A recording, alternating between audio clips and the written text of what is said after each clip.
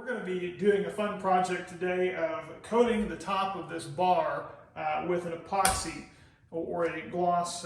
This is called a glaze coat, actually, is what they call this. This is from Menards. It was about $70. It's a two-part epoxy bar top coating that we're going to put on the top of the bar here as well as back there with the sink. We just got done painting the top of this. I did not do a video on it, but basically it involved just taking a chalkboard paint, laminate countertop, took some different spray paint, sprayed them on there, touched the top of it until we kind of got the texture and the look that we wanted. And now it's time to seal in the flavor. So what you're going to get in the box is the two parts. You got to mix those up equally, 50-50, so you got to have a good way to mix those up. You're going to have some throwaway containers. We've got some old, I don't know what those are, containers my wife had. We're going to mix those in there, 50-50. After you get it mixed up, you're going to put them on. Use a flat surface. This is an old dustpan that you can use to scrape it around on there. You don't want to scrape and push too hard, but it kind of lets you level it out. They don't say to use a paintbrush. I've used paintbrushes before using this stuff. You use one you're probably going to end up throwing away, but I've never had a problem with it, so I'm going to be using a paintbrush for that. If you want to go old school, just use nothing but flat trowels and stuff, you can do that.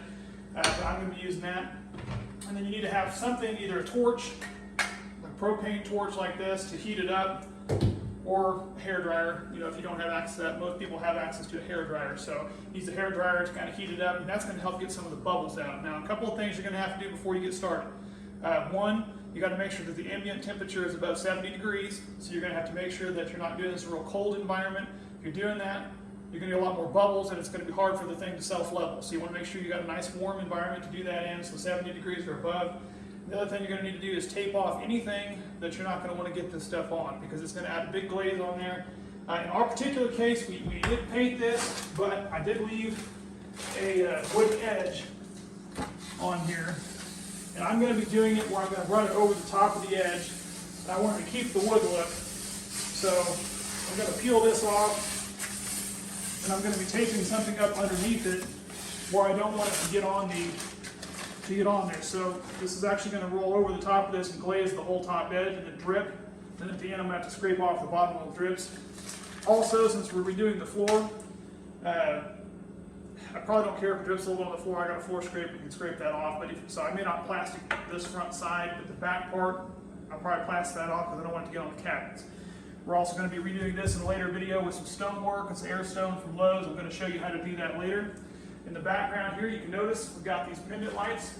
Really cool, super easy to do. I got a great video to show that up here in the corner. Not sure which corner it's in, but it's up there. We'll put that up there and link for that so you guys can see how easy that is to do. That's an easy to do-it-yourself project. Plastic-wise, I happen to have a bunch of extra plastic laying around because I redid the entire roof of my RV. Put that up there in the video too, just for your pleasure, should you choose to watch that.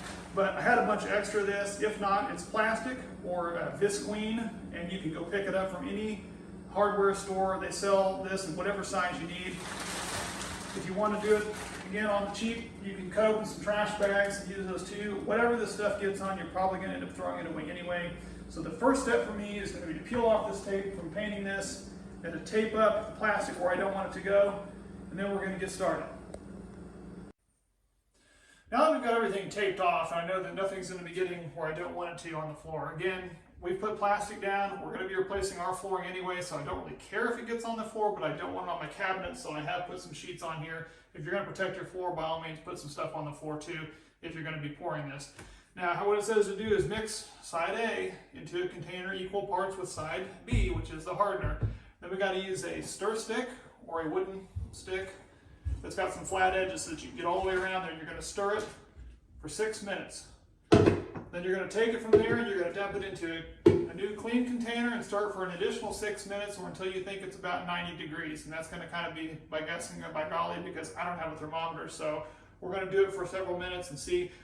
Mix about 32 ounces of this and 32 ounces, which is about half of the container, into this, and try to see if that's enough to get us a general one coat over everything, and then we should be able to let that cure for 24 hours and come back with a second coat to give us that really high gloss. So let's go ahead and take the first part here, which is the side A. They do have measurements on the side, so you can see how many ounces it is.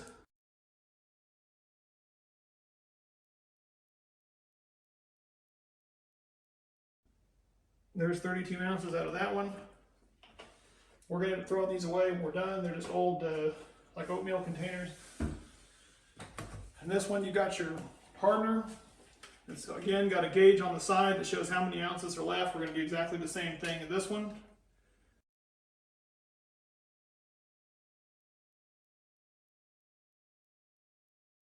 That gets us down to the 32 on that one. So now we mix exactly the same amount, part A and part B. I'm going to set those aside. Grab our wooden stir stick here, and we're going to start stirring. Stir all sides, get everything going. We're not going to film all this because I don't want to make you sit here and wait for 12 minutes. So I'm going to stir this here for 6 minutes, dump it into this one, stir it for an additional 5-6 minutes or until we think it's hot enough, and then we are ready to pour it on. It's also a good idea to have an extra set of hands because stirring this thing for 12 minutes doesn't seem like a long time, but after those first, I don't know, 6 or 8 minutes, it's going to start really working on you. The container does start getting warm, so that's why they have you change it to a different container, just to make sure that whatever container you are using doesn't melt under the constant heat here. So we're going to keep working at it and get ready to pour it on. Okay, we've got this mixed up. It's been mixed up now, both containers. We switched it over. So now we're just going to pour it on. And we're going to end up spreading this out, working our way down. It is going to end up going over the edge because we're going to want it to go over the edge. It's going to be live edge, wet edge. So we're going to pour it on here as much as we can work with, which on this particular case is all of it. And now we're going to spread this out and over the edge. Again, I'm going to be using this flat surface, kind of work our way out on some of this. You just got to kind of spread it around.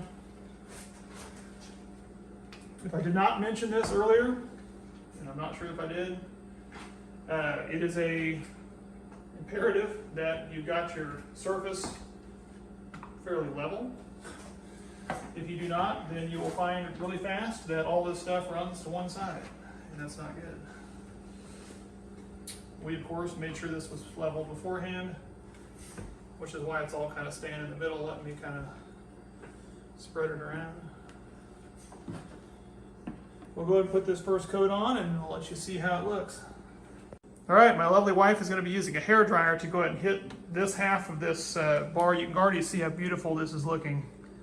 It's still got a little bit of wave and there's still a little bit of bubble in it, but it looks real good. I am going to be using the torch on this other end and we're going to kind of work our way back and forth, and so I'm not entirely sure if I'm going to be able to film this all while doing this one-handed, so we're going to hit some of the spots and then we'll show you how it looks.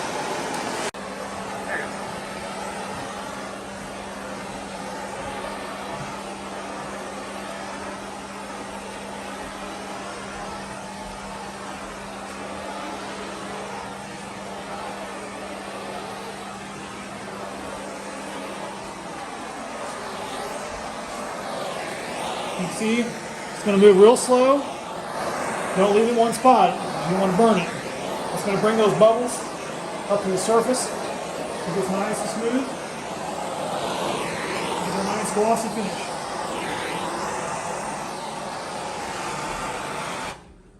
Okay, we did this side. Went out to eat some ice cream. It's been sitting for about an hour. We came back. There's a couple little spots that have got some little bubbles going. We tried to torch them back out. We may have to put a little bit of this on there and kind of torch it out just to get those last little air bubbles going, but I did want to go ahead and mix up a little more of this to do this back section, so that's what we're working on now. We're going to go and pour some of this on over here and pour some on over here. We're going to do the same thing we did over there before. This is a little different because we're not going to be putting quite as much around the back because we're not going to be pouring it off the back, but we are going to be pushing it up to the mirror that's back there, and you also are going to push it up to the edge of your sink. We tried this once before with taping off the sink and doing this. I wouldn't recommend it because when you end up letting it dry and then you peel off the tape, you end up peeling up some corners and edges of this epoxy and it doesn't work as well. So after we painted, we peeled off the tape and got it where we wanted. Now we're just going to go and just push it right up to the edge. You just got to be careful about doing that. So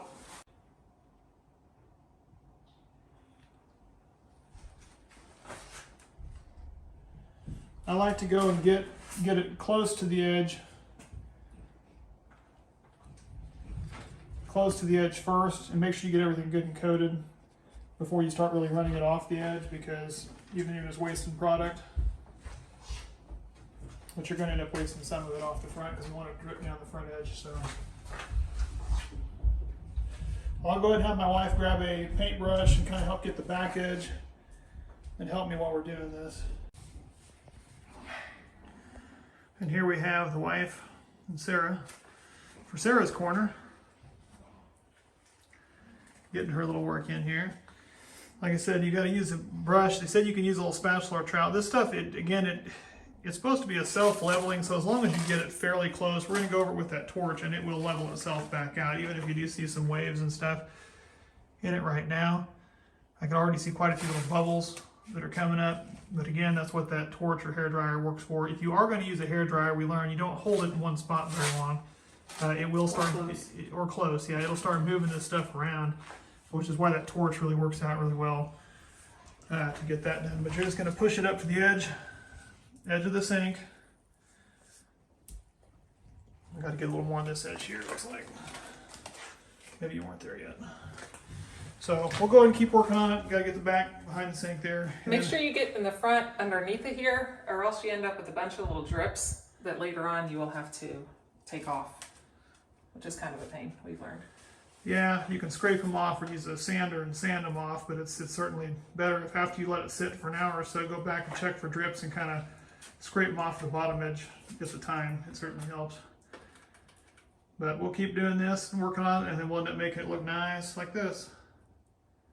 Ooh, cool.